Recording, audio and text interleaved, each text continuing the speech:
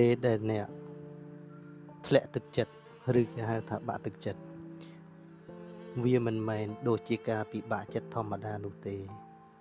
បើអ្នកពិបាកចិត្តធម្មតាពេលព្រឹកអ្នកក៏មានអារម្មណ៍ស្រស់ស្រាយនៅពេលថ្ងៃតែផ្ទុយទៅវិញពេលដែលអ្នកធ្លាក់ទឹកចិត្តអ្នកមានអារម្មណ៍ថាអ្នកគ្មានអារម្មណ៍សប្បាយបន្តិចសោះឡើយវាអស់បន្លាយរហូតដល់2អាទិត្យទៅ1ខែអ្នកនៅតែគ្មានអារម្មណ៍សប្បាយរីករាយដដែល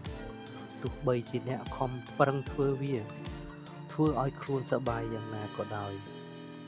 អ្នកហាក់កំពុងឃុំខ្លួនឯងក្នុងគុកងងឹតមួយដែលអ្នកមិនអាចស្វែងរកសោដើម្បីចាក់ចេញពីវាបានអ្នកមានអារម្មណ៍ថាអ្នកគ្មានតម្លៃអ្នកគិតថាអ្នកគឺធ្វើខុសនៅរឿងគ្រប់យ៉ាងអ្នកគិតថាអនាគតរបស់អ្នកហាក់ដូចជាគ្មានពន្លឺអ្នកមិនចង់ចេញទៅណាមិនចង់ជួបមនុស្សនៅខាងក្រៅអ្នកចង់នៅតែក្នុងបន្ទប់តែឯងអង្គុយយំសោកសៅសង្រេងព្រោះអ្នកគិតថាគ្មានអ្នកណាយល់ពីអារម្មណ៍ពិតរបស់អ្នកទេអ្នកពិបាកក្នុងការដេកហើយការដេក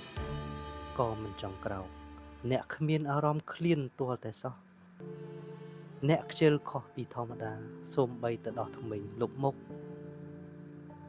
ក៏ទៅលើការហាត់ប្រាណក៏គ្មានកម្លាំងសោះអ្វីដែលអ្នកមើលនៅក្នុងជីវិតគឺគ្មានន័យទាល់តែសោះអ្វីដែលបងប្អូនកំពុងតែមានទាំងអស់នោះចូលកុំអស់សង្ឃឹមត្រូវស្វែងរកជំនួយឲ្យបានឆាប់រកអ្នកពិភាក្សាដ៏ពិតប្រាកដ